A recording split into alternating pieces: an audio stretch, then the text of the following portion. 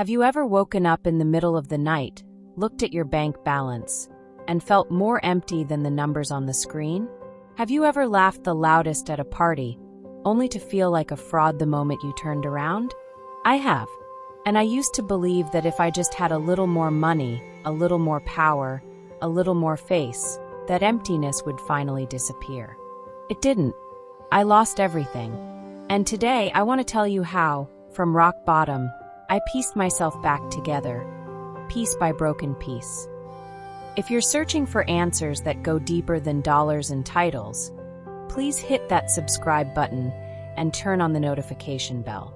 Let's begin. Let me start with money. I used to be very, very good at making it. Not lottery good, more like a bloodhound, sniffing out every single opportunity. I worked 16 hours a day. My phone never left my hand. I even kept it in a waterproof pouch in the shower. My bank account grew faster than I ever dreamed. I bought designer bags, a sports car, and put a down payment on a penthouse. But here's the irony. When I had 8 figures in my account, I was more terrified than when I was earning a modest monthly salary. Terrified of what? Losing it. I watched the stock market like an addict watching their next hit. Numbers went up. I felt a second of relief.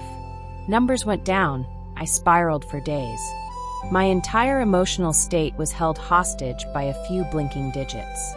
One time, after losing a trade that wasn't even fatal to my net worth, I found myself arguing with an elderly lady in the supermarket over a discounted can of tomato sauce. I looked at that can in my shopping cart and felt like the biggest fool on earth. I had so much, yet I was living smaller than ever. Money didn't free me, it gave me a gilded cage. Then came power. Once I had enough money, I wanted control.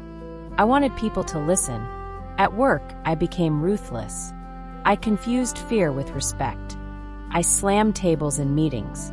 I'd find the tiniest error in my subordinates' reports just to tear them down, because I needed them to know who was in charge. I loved that feeling, the power to decide someone's fate. I enjoyed watching people tremble around me. I thought that was strength, but power has a dark side. It destroys real connection. I remember once I got sick, really sick. My throat was so inflamed I could barely speak. I texted my team to say I wasn't feeling well. They replied with very professional well wishes. "Boss, please rest well. We'll handle things here." Very polished, very proper. But I knew it was just formality, because when I actually needed someone to bring me a glass of warm water, I scrolled through hundreds of contacts in my phone and realized I had not a single person I could call without calculating, without strategizing, and simply say, "Can you come with me to the doctor?" I had the power to command an army, but I didn't have one soul I could lean on. Power gave me a throne, but it was a throne of loneliness. Finally, there was face, or as we call it, saving face, looking good in front of others. My social media was a perfect highlight reel. Michelin-starred restaurants, 5-star resorts, designer gowns at glamorous galas. Even when I was drowning in debt and my company had collapsed, I still rented a luxury car to attend my class reunion, because I couldn't let them see me fail. Face was the most beautiful and heaviest mask I ever wore. I remember a family elder asking how work was going, when in truth I had just been laid off and my business was bankrupt. But I sat up straight and said, "Everything's great. I'm actually starting a new company." I told that lie. Then I borrowed more money to decorate the new office, just to keep up the pretense. And the debt buried me even deeper. Face stopped me from asking for help. Face made me wave at the shore while I was drowning, pretending I was just diving for fun. Then I read a book that shattered my entire worldview. It introduced a simple but devastating idea. It said that everything we chase in life falls into 3 categories: be, do, have, being, doing, having. And most of us, including me, have the order completely backwards. We think, if I have money, power, status, then I can do, travel, retire, enjoy life. And then I will finally be happy, free, authentic. But the book said, that's a lie. It told a story about a highly successful entrepreneur who had everything: wealth, fame, influence, but was suicidal. His therapist gave him one simple task: write a journal every day answering one question. Who am I today?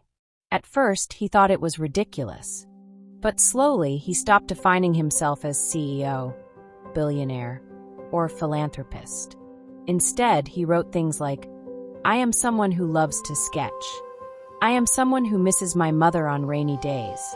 And something inside him began to shift. The book gave me 3 core principles, and these 3 things saved my life. First, inner worth determines outer state. I used to believe that how much I have determined how much I'm worth. That's called external orientation. The book said real strength comes from internal orientation. When I put my self-worth on the stock market, something that rises and falls daily, I was destined to go bankrupt emotionally. When I started looking in the mirror every morning and saying, you have value, regardless of your bank balance, that was the first time I truly felt grounded. Second, the courage to be vulnerable is stronger than the armor of defensiveness.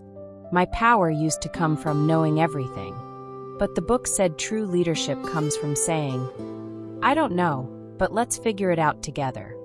When I finally admitted to my partners, I'm actually terrified, and I'm not sure either, I expected them to walk out. Instead, they moved closer. Connection isn't built on perfection, it's built on truth. Third, face is given by others, dignity is built by yourself. Face is something you beg for, so you'll always fear someone might not give it. But dignity is lived. The book taught me to separate image from character. Image is who you are in other people's eyes. Character is who you are when nobody's watching. When I stopped obsessing over how I look and started focusing on who I actually am, I finally took off that suffocating mask.